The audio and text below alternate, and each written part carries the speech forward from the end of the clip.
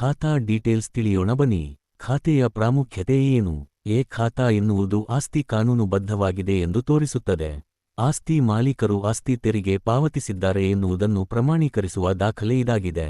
ಅಲ್ಲದೆ ಖಾತಾ ಇದ್ದರೆ ಆ ಕಟ್ಟಡಗಳನ್ನು ಕಾನೂನುಬದ್ಧವಾಗಿ ನಿರ್ಮಾಣ ಮಾಡಲಾಗಿದೆ ಮತ್ತು ಸರಿಯಾಗಿ ತೆರಿಗೆ ದಾಖಲೆಗಳನ್ನು ಹೊಂದಿರುವ ಆಸ್ತಿ ಎಂದು ಗುರುತಿಸಲಾಗುತ್ತದೆ.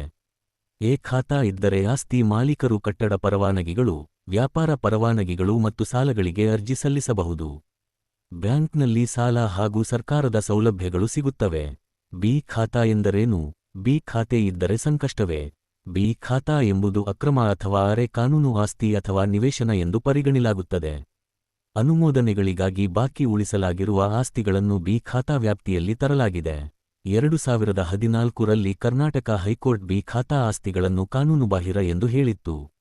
ಅನಧಿಕೃತ ನಿವೇಶನ ಹಾಗೂ ಬಡಾವಣೆಗಳನ್ನು ಖಾತಾ ವ್ಯಾಪ್ತಿಗೆ ತರಲಾಗಿದೆ. ಖಾತಾ ಎಂದರೇನು? ಖಾತಾ ಎನ್ನುವುದು ಆಸ್ತಿ ವಿವರಗಳನ್ನು ಡಿಜಿಟಲೀಕರಣಗೊಳಿಸುವ ಆನ್ಲೈನ್ ವ್ಯವಸ್ಥೆಯಾಗಿದೆ. ಖಾತಾ ಆಸ್ತಿ ನೋಂದಣಿ, ತೆರಿಗೆ ಪಾವತಿ ಹಾಗೂ ದಾಖಲೆಗಳನ್ನು ಪರಿಶೀಲನೆ ಮಾಡುವ ಪ್ರಕ್ರಿಯೆಯನ್ನು ಸರಳೀಕರಣ ಮಾಡುತ್ತದೆ. ಇದರಿಂದ ಆಸ್ತಿ ಮಾರಾಟ ಹಾಗೂ ಖರೀದಿ ಮಾಡುವುದಕ್ಕೆ ಸಹಾಯ ಆಗುತ್ತದೆ. ಖಾತಾ ಆಸ್ತಿ ಪಾರದರ್ಶಕತೆಯನ್ನು ಸೂಚಿಸುತ್ತದೆ. ಅಲ್ಲದೆ ಆಸ್ತಿ ಲೋಪಗಳನ್ನು ಕಡಿಮೆ ಮಾಡುತ್ತದೆ. ಖಾತಾ ಆಸ್ತಿಯನ್ನು ಖರೀದಿಸುವ ಅಥವಾ ಮಾರಾಟ ಮಾಡುವಾಗ ಮೋಸ ಹೋಗದಂತೆ ತಡೆಯುತ್ತದೆ. ಈ ವಿಡಿಯೋ ನೋಡಿದ್ದಕ್ಕಾಗಿ ಧನ್ಯವಾದಗಳು.